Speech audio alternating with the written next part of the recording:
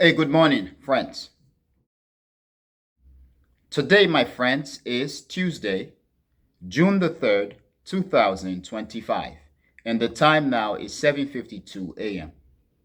So, friends, the media throughout the world and also social media is buzzing. And I'm talking in this case about Ukraine's recent attack on Russia, which many are calling unprecedented attack. We are talking in this case, my friends, about the Ukrainians launching a mass drone attack on Russia. So, friends, it is said that the Ukrainians carried out the attack in about five Russian regions and attacked about three bases. We are talking in this case Russian strategic air force or air bases. These bases, my friends, housed Russian strategic bomber fleets, Russian nuclear bomber fleets. Now, friends, this is nothing but a humiliation, a very significant humiliation for the Russians.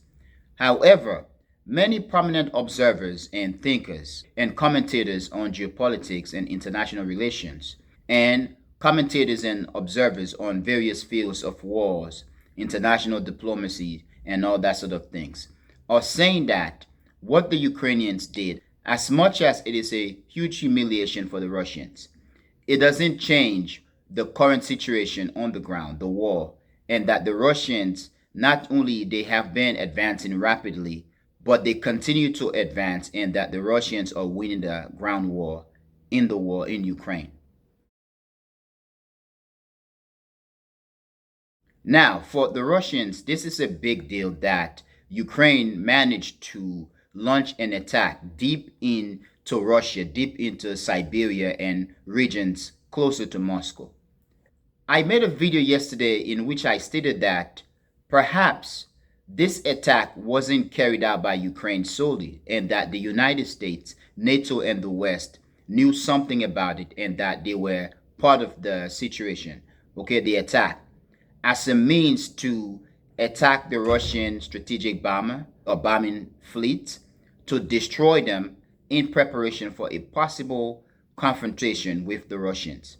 In this case, what the strategy could be is that attack Russia's strategic bomber fleet, destroy Russia's fleet in advance of a possible war with Russia, so that once the Russian air defense system and the Russian bombing fleets are destroyed, when the war comes between NATO and the United States and Russia, the Russians will be very much ineffective and incapable to strike back. Or should they strike back at the United States and NATO, the blow will not be a heavy blow to United States and NATO. Perhaps that is the case. But many on social media and many throughout the world are basically anticipating a harsh Russian retaliation against Ukraine for what Ukrainians did in Russia. It is said that the Ukrainians filled trucks with the drones, and that the trucks that carry the drones into Russia, the roof could open. So these trucks had the drones, and the trucks drove deep into Russia along the strategic bases. And once the time came for the attack, the roof of the trucks opened and the drones flew out and went to their target. In addition to the military bases or the air defense bases being attacked, or the bomber fleets being destroyed or damaged. Now, friends, in addition to the Ukrainians destroying or damaging the Russian bomber fleets, the Ukrainians also are said to have attacked key infrastructures in Russia. There was a bombing that took place of a bridge which collapsed on a train. At the very moment when the train was passing through, there was an explosion and the bridge fell on the train and people died. It is said that about 7 people have been declared dead, including a baby. The Russians are calling this a terrorist attack. Now, however, the Russians are going to retaliate.